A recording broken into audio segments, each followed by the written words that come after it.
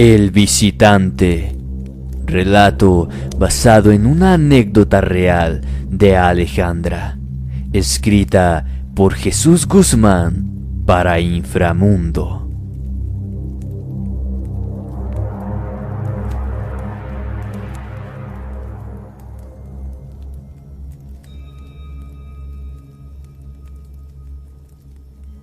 Mi nombre es Alejandra, y en esta oportunidad quisiera compartirte una experiencia que viví cuando era pequeña, cuando tenía unos 11 años para ser más precisa.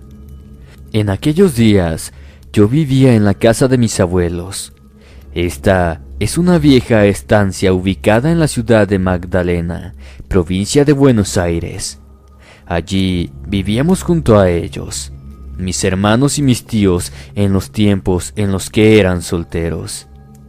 La religión no era considerada importante en esa casa, y lo poco que yo sabía rezar lo aprendí en la escuela. En cuanto al tema de mis padres, es algo que les contaré en otra oportunidad. Era una casa muy grande y bella, que estaba en un lugar hermoso y tranquilo, pero desde que tengo uso de razón, yo podía sentir un ambiente extraño, como si el mismo aire fuera pesado en algunas ocasiones. Años después supe cuál fue la razón por la que yo tenía esa mala sensación, y hasta el día de hoy me produce escalofríos al recordarlo, pues no puedo creer que esas cosas me hubieran sucedido en ese lugar. Todo se desarrolló en una época en la que nos quedamos con mi abuela solas las dos. A los demás les había salido una propuesta de trabajo muy grande y decidieron aprovecharla. Para eso tuvieron que viajar a otra ciudad. Dejaron los animales a cargo de unos empleados y se fueron a pasar allí un buen tiempo a su nuevo destino. Mi abuela y yo la pasábamos muy bien juntas, hasta que una noche comenzó mi tormento. Ya me encontraba durmiendo, cuando de repente me desperté exaltada durante la madrugada, pues podía sentir claramente el ruido de platos y vajillas que se movían en la cocina. Primero pensé que se trataba de mi abuela, pero a medida que pasaban los segundos, pude notar los ruidos provenientes de varias cosas a la vez. Mientras se movían los platos, también lo hacían los cubiertos, y a los pocos segundos se unieron los sonidos de las sillas y mesas, todo a la vez.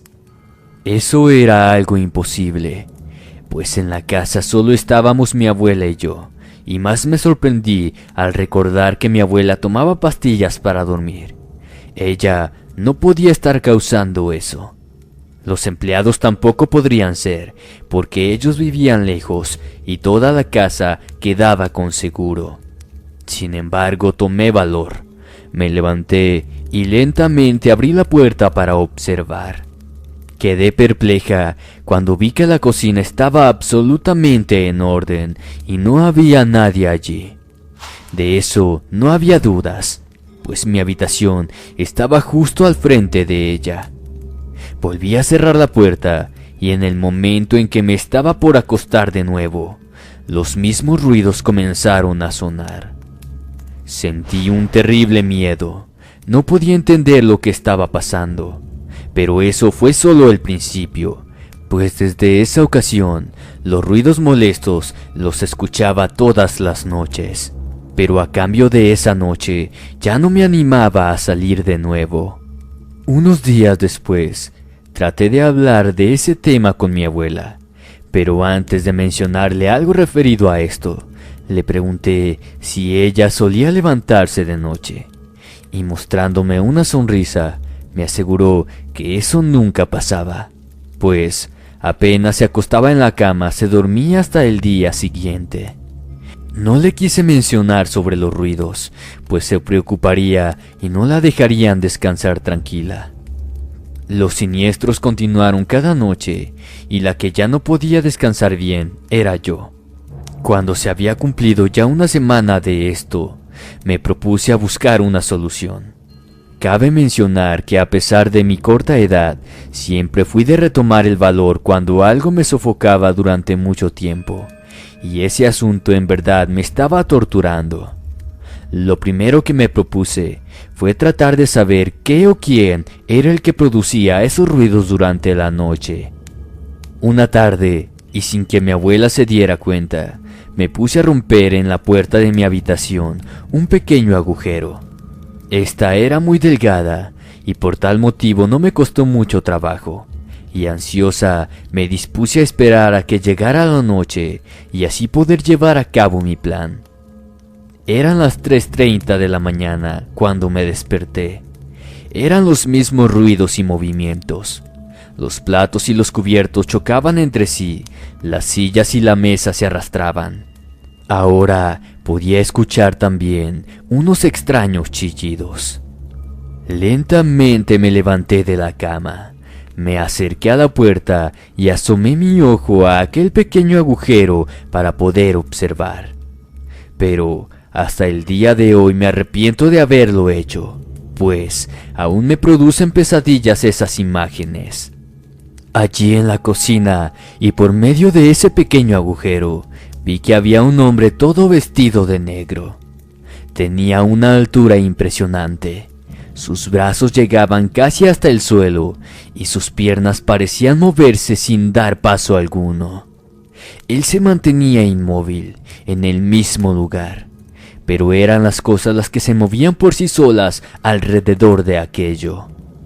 De repente, ese ser giró su cabeza y totalmente aterrada, vi como sus enormes ojos me miraban fijamente, como si supiera que yo lo estaba observando. En ese momento sentí que se me congelaba la sangre y me comenzó a temblar todo el cuerpo a causa del miedo. Y aún sin saber cómo, me regresé a la cama y me acosté tapándome de pies a cabeza. Recuerdo que no podía ni gritar, solo rezaba lo poco que sabía con mi mente, y así fue que pude dormir en ese estado. Los días pasaban y todas las noches eran el mismo infierno. Me cubría la cabeza con la sábana y me ponía a rezar hasta quedarme dormida, mientras todos esos ruidos torturaban mis oídos. En una oportunidad me quedé en la sala viendo una película en la televisión. Ya era de noche, pero como había dormido casi toda la tarde, no tenía sueño. Cuando me di cuenta de la hora, eran como las 4 de la madrugada. No lo podía creer. Pero algo me sorprendió más, pues estando allí, no había escuchado esos ruidos en ningún momento. Pensando en eso, continué mirando la televisión. Fue así que descubrí que esa cosa no se manifestaba mientras yo me mantenía despierta en la sala. Fueron muchas, pero muchas las noches que pasé desvelada. Prefería eso antes que ser aturdida por los ruidos infernales que sin descansar producía aquella cosa.